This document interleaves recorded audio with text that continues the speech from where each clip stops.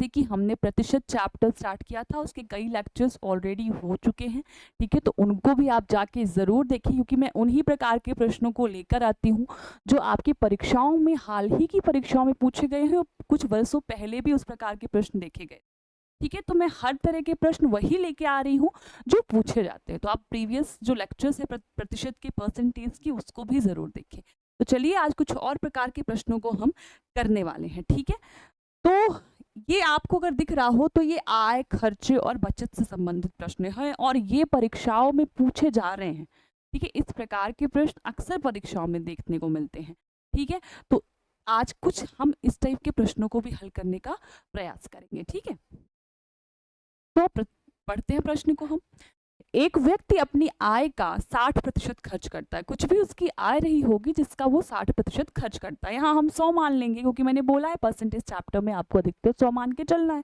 तो total percent 100 का अगर वो 60% जो है तो खर्च कर रहा है, ठीक है। उसके बाद बोल रहा है कि यदि हम व्यक्ति की जो आय है, जो भी आय थी व्यक्ति की, उसको हम 15% बढ़ा दें, और तथा व्यय यानी कि जो खर्चा है उससे भी हम 15% बढ़ा दें, तो आपको बचत में क्या परिवर्तन हुआ। क्योंकि पहले भी कुछ बचत हो रही थी, क्योंकि 60 पूरा तो खर्चा कर नहीं रहा था वो, तो पहले भी उसकी कुछ बचत हो रही थी, और अब जब उसकी वेतन बढ़ी यानी उसकी आय बढ़ी और उसका खर्चा बढ़ा, तो भी कुछ बचत हो रही होगी। तो उस बचत में क्या परिवर्तन हुआ, पहले क्या बचत थी और अब क्या बचत है, उसमें क्या परिवर्तन हुआ, ये आपको निकालना है, ठीक है।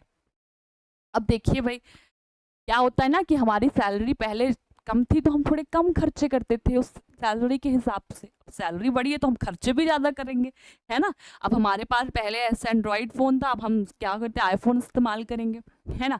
और भाई ट्रेन में सफ़र कर रहे थे, अब हम क्या करेंगे, अब हम सफ़र करेंगे फ़्लाइट में। तो भाई क्या होता है ना कि जब आपकी इनकम, सैलरी बढ़ती है तो खर्चे भी उस हिसाब से बढ़ जाते हैं, है ना। तो बस वही यहाँ पे कहना चाह रहा है ना, बस उसको घुमा के बोल दिया, बाकी कहना वही चाह रहा है वो, ठीक है। तो लिखा है एक व्यक्ति अपनी आय का 60% खर्च करता है। पहले हम यहाँ पे लिख लेते हैं आय, यानी कि इनकम, ठीक है। यहाँ पर हम लिख लेते हैं खर्चा, यानी कि एक्सपेंडिचर,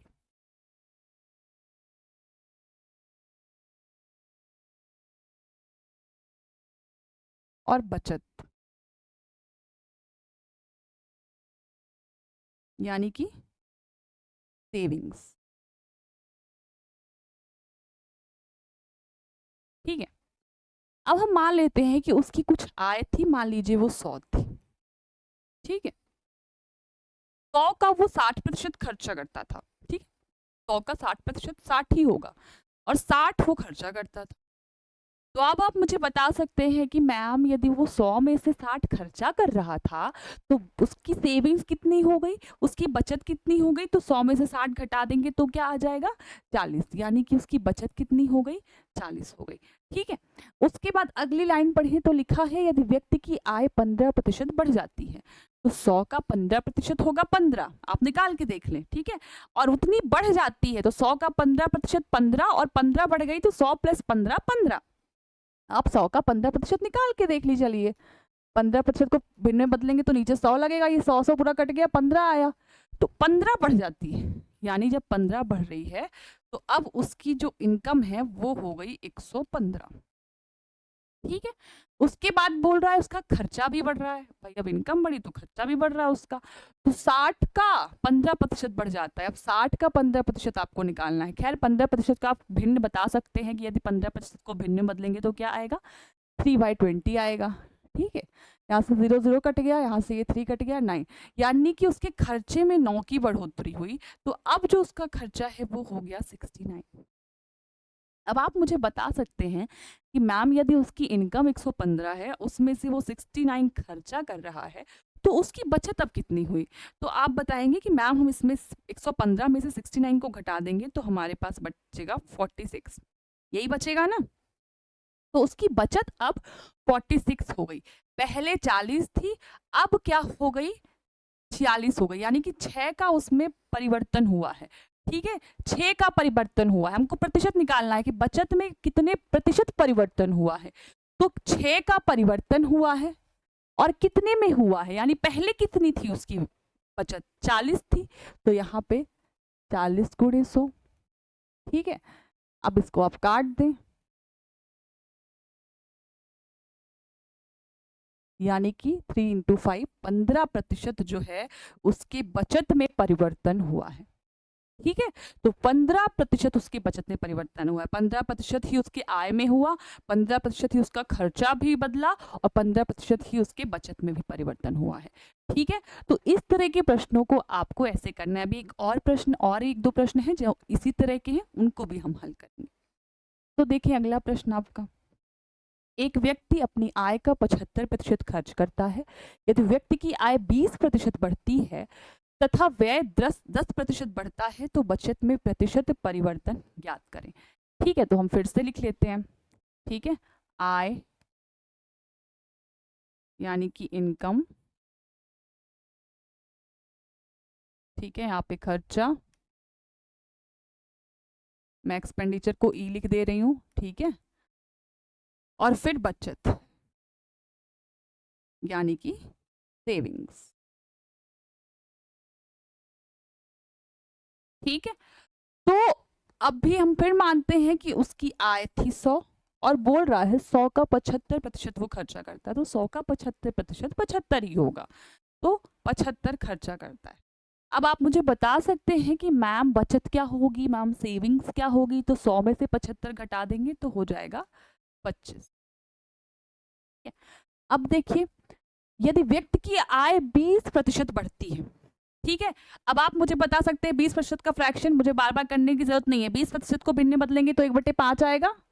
ठीक है, बोल रहा है यदि आय का 20% बढ़ जाए, यानी कि 100 का 20%, यानी 100 का 1/5, तो 20 ही आएगा ना। तो 20 बढ़ेगा तो 100 से जब 20 बढ़ जाएगा तो क्या हो जाएगी अब उसकी आय, अब उसकी आय हो गई 120। ठीक है, और बोल रहा है यदि व्यक्ति की जो व्यय है वो 10% बढ़ता है, 10% बढ़ता है तो 75 का 10%, यानी कि 10% को फ्रैक्शन में लिखेंगे तो 1/10, तो कितना बढ़ रहा है 7.5, आप इसको डिवाइड करके लिखेंगे तो 7.5, तो 7.5 की वृद्धि हुई है। ठीक है, तो अब कितना हो गया उसका जो खर्चा हुआ है, तो आपका ये हो जाएगा 82.5, 82.5 अब उसका खर्चा है। तो अब आप मुझे बता सकते हैं कि उसकी सेविंग्स कितनी रही होंगी, हो जाएगी अभी, तो उसकी जो सेविंग्स है वो हो जाएगी 37.5, सही है, इतनी ही होगी।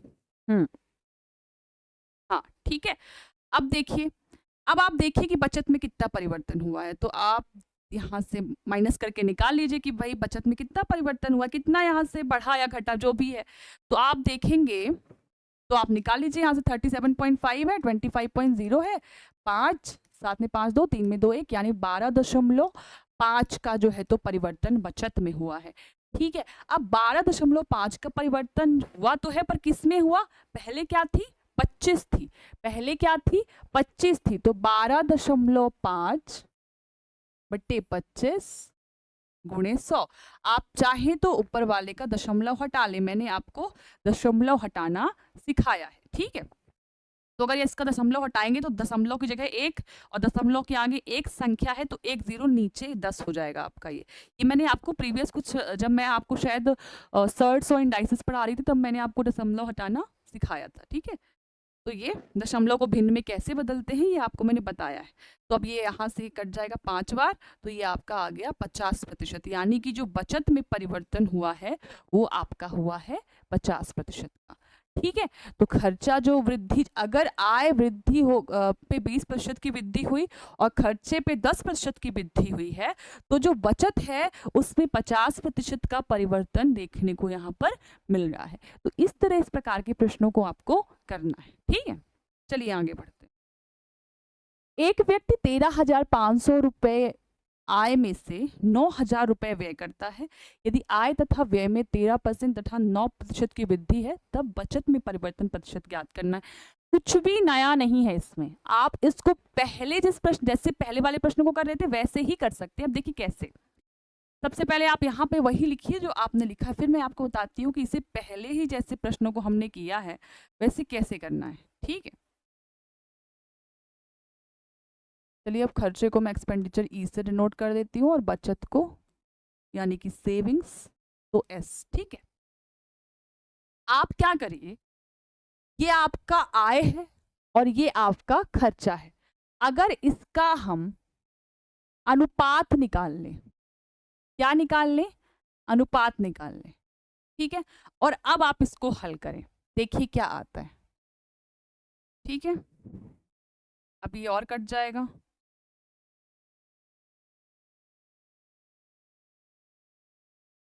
15/10 और फिर ये कट जाएगा 5 से, तो 3, मतलब इसका जो अनुपात आया वो आया 3/2, यानी कि 3:2, 3:2 आया। किसका अनुपात है ये है आय और ये है खर्चा, तो आय और खर्चे का अनुपात आ गया 3:2। अब मैं यदि इसको 100 और 200 दूं, दिक्कत है क्या? कोई दिक्कत होगी? क्योंकि यहाँ से सोने सोने अगर कट जाएगा तो फिर से वही 3:2 ही आएगा। हमने इस प्रश्न को आसान करने के लिए, ताकि हमारे कैलकुलेशन आसान हो, इसको हमने 300-200 कर लिया। कर सकती हूँ मैं। ये आपका खर्चा है और ये आपका क्या है, सॉरी, ये आपकी आय है और ये आपका खर्चा है। ठीक है, तो यदि पहले जो आय थी वो थी 300, ठीक, और खर्चा क्या था 200, तो बचत कितनी होगी 100। अब क्या बोल रहा है, यदि हम आय में 13% की वृद्धि कर दें, यानी 300 का यदि आप 13% निकालेंगे, यानी 13/100, तो सोने सोने कट गया, 13 × 3 39, यानी यदि हम 39 की वृद्धि करेंगे तो अब जो आय हो जाएगी वो हो जाएगी 339। हो जाएगी कि नहीं हो जाएगी? हो जाएगी।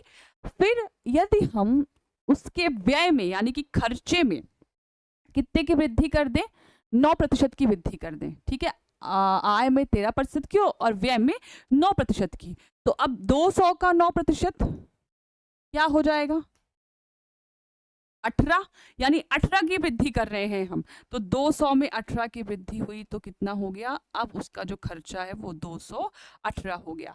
अब आप देखिए कि बचत कितना हो रहा है, तो 9 में 8, 3 में 1, 3 में 2, 121। सही है, कैलकुलेशन आप भी चेक कर लिया करें। कभी कभी क्या होता है ना, इंसान से भी सिली मिस्टेक हो जाती है, हमसे भी हो जाती है ना, तो आप भी एक बार कैलकुलेशन चेक कर लिया करें।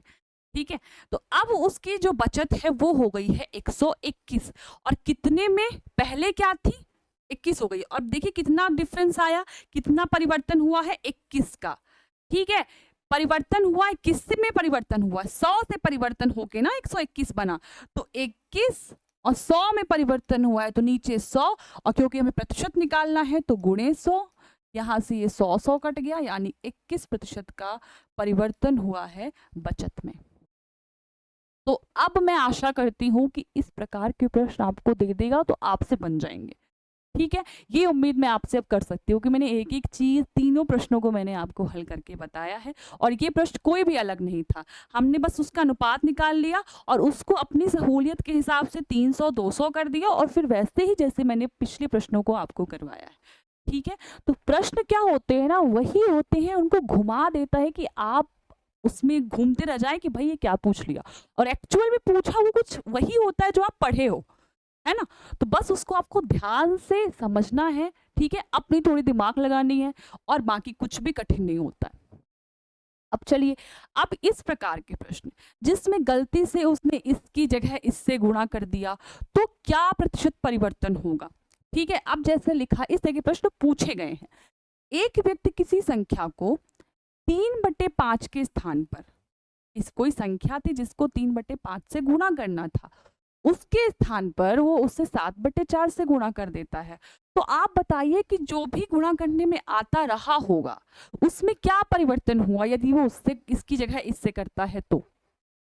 ठीक है, तो बोल रहा है कि किसी संख्या को इससे करना था, 3/5 से गुणा करना था, पर उसने क्या किया 7/4 से कर दिया, तो बताइए क्या परिवर्तन हुआ होगा। ठीक है, अब ऐसे प्रश्नों में आपको क्या करना है, आपको ऐसी संख्या से इसको गुणा करना है जिससे कि कट जाए और एक पूर्ण संख्या बने, भिन्न में ना लगे ना रहे, ताकि हमारा जो कैलकुलेशन है वो आसान रहे। तो आपको ऐसे प्रश्नों में ये जो नीचे वाली संख्या है इसका आपको ले लेना है एलसीएम। तो 5 और 4 का एलसीएम आएगा 20 और उस 20 से आपको गुणा करना है, क्योंकि अब आप उससे गुणा करेंगे तो पूरा कट जाएगा और पूर्ण संख्या मिलेगी हमें। तो हमें अपना कैलकुलेशन आसान करने के लिए ऐसी संख्या को लेना है जो जिससे गुणा करने पर वो पूर्ण संख्या कटने पर बन जाए। तो हमें क्या करना है, नीचे वाली संख्याओं का ले लेना है एलसीएम। तो 5 और 4 का एलसीएम आएगा 20। अब आप इसको करें 20 से गुणा, एक बार जाएगा, ये जाएगा 4 बार, ठीक है। तो ये आपका हो गया 3 गुणे 4 12 हो जाएगा, ठीक है। फिर इसको देखें, इसको 20 से करें तो ये है 5 और ये हो गया 7 गुणे 5 35, सही है। हाँ ठीक, तो यानी कि पहले गुणा करने पे आ रहा था 12, अब आ रहा है गुणा करने, मतलब अगर वो सही संख्या से गुणा करता तो 12 आता, पर क्योंकि उसने 7/5 से गुणा कर दिया, 7/4 से कर दिया 3/5 की जगह, तो अब जो आ रहा है वो आ रहा है 35, ठीक है। वो क्या आ रहा है, 35 आ रहा है। तो कितना परिवर्तन हुआ है आप देखिए, तो आप मुझे बता सकते हैं कि यहाँ पर 23 का परिवर्तन हुआ है। कितने का परिवर्तन हुआ है, 23 का परिवर्तन हुआ है। और पहले क्या थी, किसमें परिवर्तन हुआ, 12 से परिवर्तन होके 12 होना चाहिए था ना, और हो कितना गया 35। तो परिवर्तन किस में हो गया, जो पहले संख्या चाहिए थी उसमें 23 का परिवर्तन हो गया गुणे 100, ठीक है। इसको आप हल कर दीजिए, काट दीजिए, या तो अब यहाँ से आप काट देंगे, अगर देखिए 12 से तो ये जाएगा आपका 6 बार, ये 50 बार, और फिर ये जाएगा 3 बार, 3 बार, और ये 25 बार, ठीक है। यानी कि 23 गुणे 25/3 इतने प्रतिशत होगा, ठीक है। तो अब आप इसको अगर हम मिक्स फ्रैक्शन में रख देंगे ना, चाहे तो अब आप चाहे तो गुणा कर दें और फिर जो आए उस तरह के रूप में भी आंसर हो सकता है, या तो फिर वो उसको मिक्स फ्रैक्शन में भी रख सकता है। 191 2/3% का बिल्कुल सही आंसर हो जाएगा, ठीक है। इस रूप में भी आंसर हो सकता है, और किस रूप में हो सकता है कि इसको गुणा कर देगा 25 गुणे 23, आप कर लीजिए।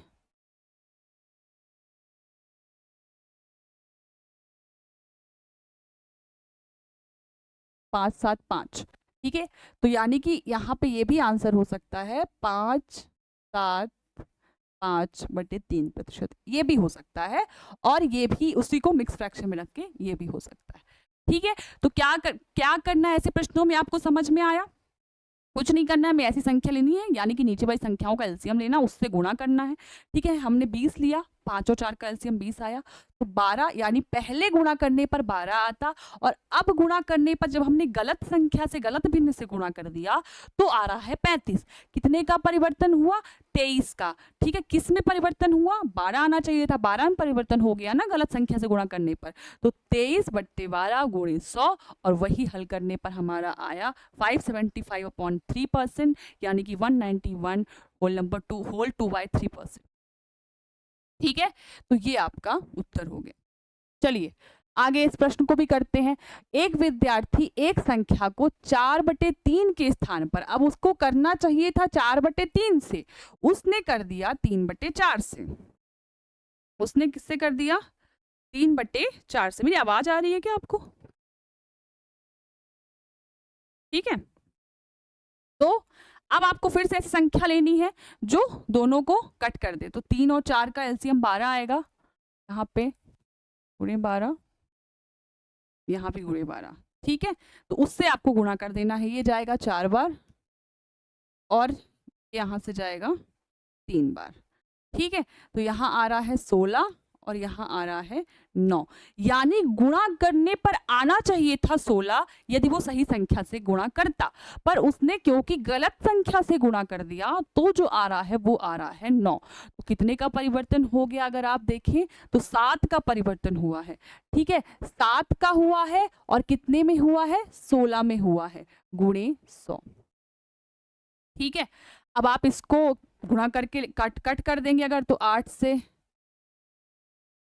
जाएगा ये, ठीक है। ये आपका 50 है, खैर आप 4 से डायरेक्ट कर सकते थे, पर चलिए कोई बात नहीं, 25, ठीक।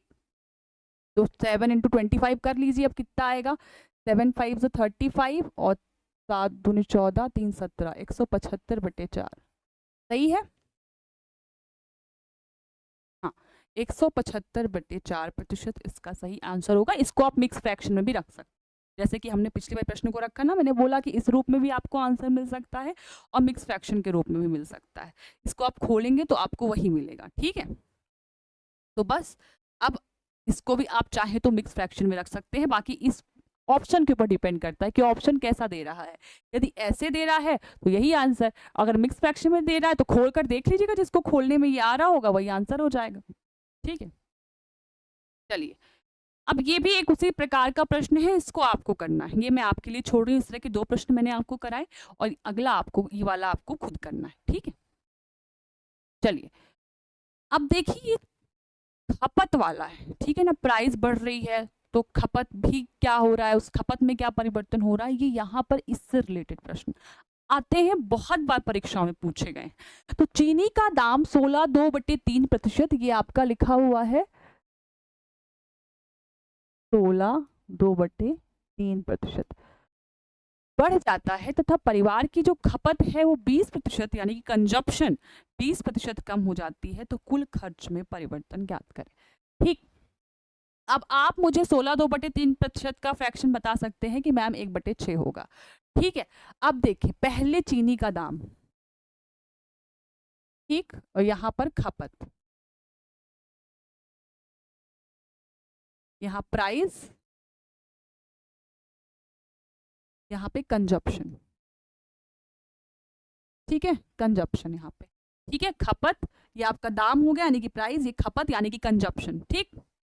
बोल रहा है कि चीनी का दाम 16.2/3% बढ़ता है, यानी पहले 6 था, पहले 6 था उसका दाम, अब 6 से 16.2/3% बढ़ गया, इस 6 का ही 16.2/3% होता है 1, तो 6 में से 1 बढ़ गया तो 7, यानी अब उसका चीनी का दाम जो है 7 हो गया 6 से बढ़ के, यानी कि पहले 1 किलो 6 रुपए का मिल रहा था, अब 1 किलो कितने का मिल रहा है, 7 का मिल रहा है, ठीक है। यानी कि पहले 6 रुपीज पर केजी था, अब 7 रुपीज पर केजी है, ये बढ़ोतरी हो गई, ठीक है। और खपत जो है वो 20% कम हो गया, कंजप्शन 20% कम हो गया, 20% का फ्रैक्शन होता है 1/5, यानी पहले जो खपत थी, पहले जो कंजप्शन था वो 5 था, अब 1 कम हो गया, 1 कम हो गया तो अब 4, ठीक है। यानी पहले वो इतने केजी शुगर यूज कर रहा था और अब कितना कर रहा है, इतने केजी शुगर कर रहा है।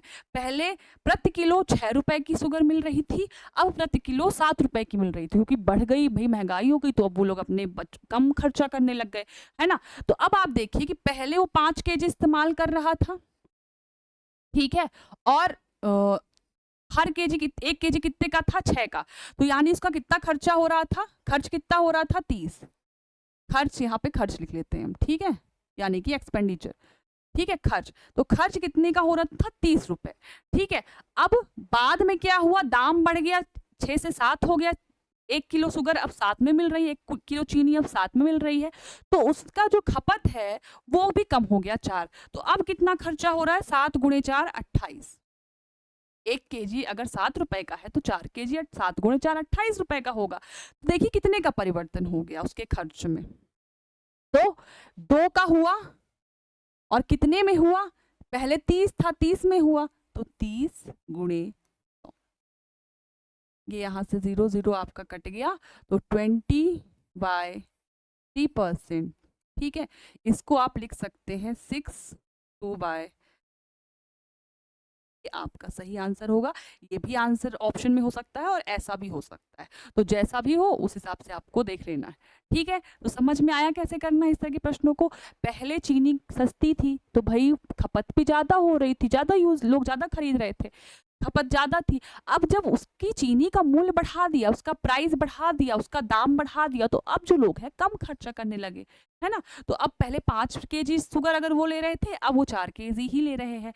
तो पहले 6 रुपए प्रति किलो शुगर थी, तब वो 5 केजी ले रहे थे, यानी 6 गुणे 5 30, यानी कि 30 रुपए उनका जो है तो खर्चा हो रहा था। अब क्या है, 4 केजी अब हर के 1 केजी 7 रुपए का मिल रहा है, अब वो क्या लेने लगे, 4 केजी लेने लगे, तो अब कितना खर्चा हो गया, 7 गुणे 4 28, कितने का परिवर्तन हुआ 30 से 28 2, पहले क्या था 30, तो नीचे 30 गुणे 100 ये हमने किया, तो इतना जो है उसके कुल खर्चे में परिवर्तन हुआ।